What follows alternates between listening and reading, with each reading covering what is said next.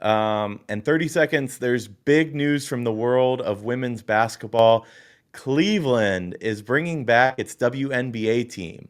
Starting in 2028, the women's team will take the court at Rocket Arena for the first time since 2003.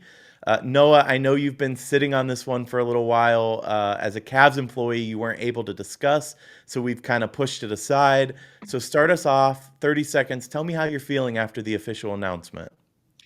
I'm feeling good. I'm feeling great, man. The energy in Cleveland about this announcement has been fantastic. I've already seen billboards. There's a picture of Donovan Mitchell today wearing a WNBA shirt, a Cleveland WNBA shirt, might I add.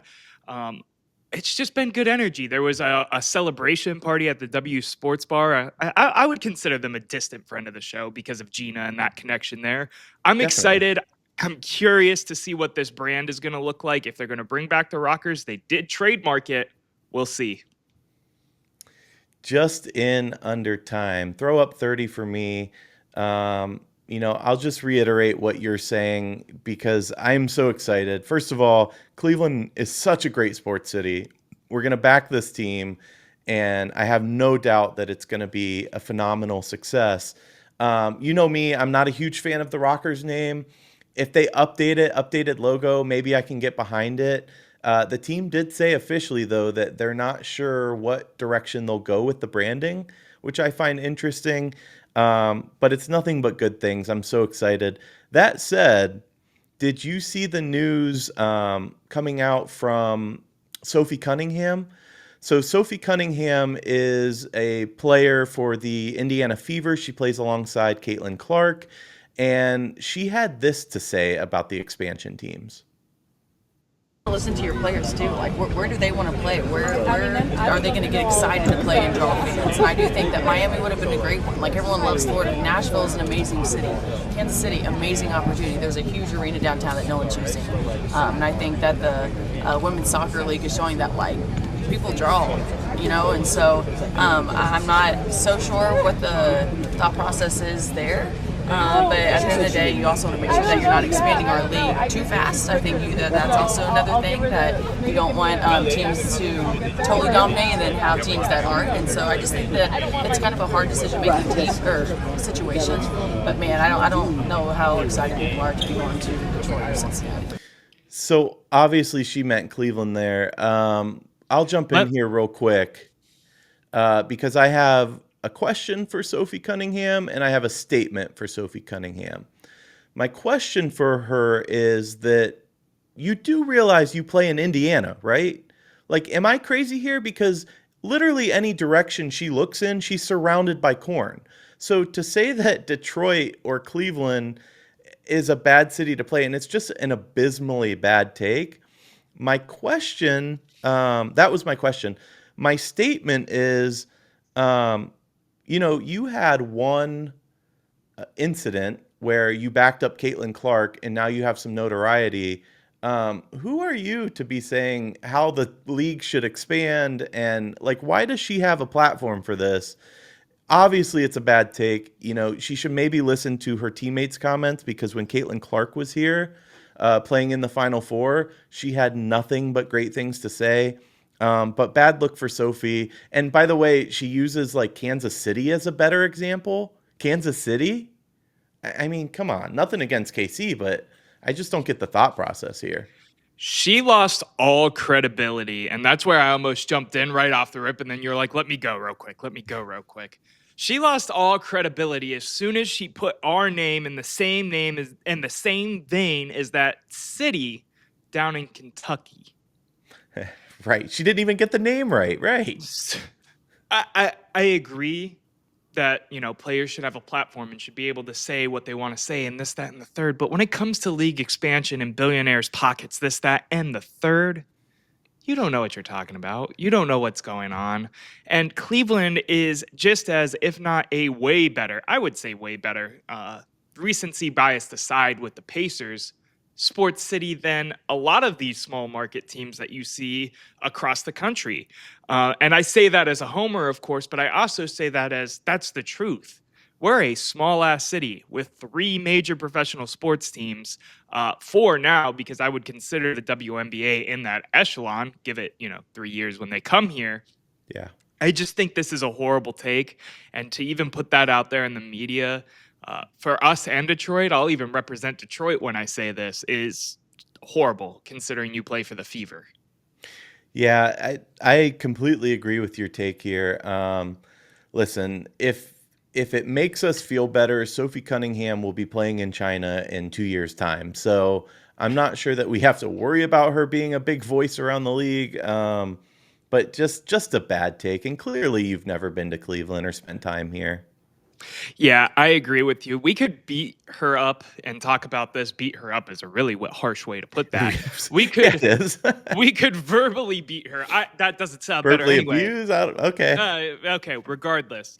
Do you think I feel like we may have touched on this a teeny bit? No, we didn't because I wasn't allowed to talk about it. Do you think that they're going to go to the Rockers name? Do you think they're going to go to something else? What do you think that they're going to do? It's a I don't know, honestly. I think they're leaning towards if I had to put money on it, I would say yes, they'll be the Rockers. Um there's a little bit of a negative connotation in the fact that they folded as the Rockers though. So does reviving that, like, the most exciting part, and we talked about it with Gina when we were talking about pro soccer coming to Cleveland, women's pro soccer. The most exciting part is building a brand, and they could have fun with it. They could go to that Forest City theme. They could do anything here. So going to the Rockers, I think it's a little bland. I think it's a little stale. But if I had to put money on it, I would say they are. Do you? Yeah, I would too, just because they were historically one of the founding franchises of the WNBA. They were really good in their tenure at certain points. They made it to like a conference final or something like that. I don't have those exact statistics up for me to pull up, but I know that they were historically had some great seasons before the Guns pulled their money out of it. And now here we are years later, Gilbert's an owner and so on and so forth. I would lean that way. It's like the only guitar themed name that I would be okay with in this day and age. I'm sick of the guitar branding. We've talked about that ad nauseum here on the channel before. Check out some of our way older videos when our logo and our branding was not as good as what Erik has put together at this point. With that being said, though, I would lean that way, but you're right. It would be fun to see them try something different. I saw it might have been a chat GPT thrown together something or whatever, but the Queens, I'd like to be the Queens. The Hell yeah. Queens. I saw Yeah. one, it showed three mock-ups. One was the Rockers. I think I was always stuck on that old, very 90s guitar logo, which I just don't like. And obviously they would modernize it. But yeah, the Queens would be cool. Anything would be cool. I want new. I don't want to go back and look back. And for the record, I said they folded, but I think that was all just a money issue. We had drafted LeBron, and that kind of spelled the end of the Rockers in a kind of roundabout way, because they couldn't handle both. Yeah, I'm with you that it was a money thing. I want to ask you this. Do you think that they're going to use the same color palette like the Charge and the Cavs have used? I don't know if you've seen the Charge rebrand that came out where it's the gold and the wine exactly like the Cavs' new gold and wine now.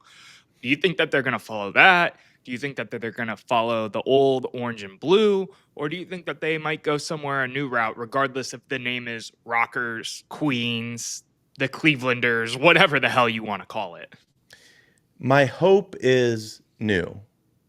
My thought on it as a brand guy is that they would follow the wine and gold for the simple fact that they're playing at Rocket Arena. Um, Signage all around, like everything, it would just be easier to follow the same color scheme as the Cavs. But I hope they do something completely new because it's kind of boring. I don't want another team with the same colors. I'll raise you one because I get what you're saying. I like it for the branding aspect, but the monsters play there and they're blue and gold, like completely different than any of the blues that the Cavs have ever used. That's true. Yeah, I'm not saying it can't be done. And obviously, you switch out the flooring anyway. and that's the kind of biggest piece of it. The chairs are red, but I don't know that that really matters. I don't know. I think a bigger question to me, and I'm curious if you think it'll happen, is whether or not they'll be able to sell out Rocket Arena. Typically, like a Monsters game, they curtain off the top.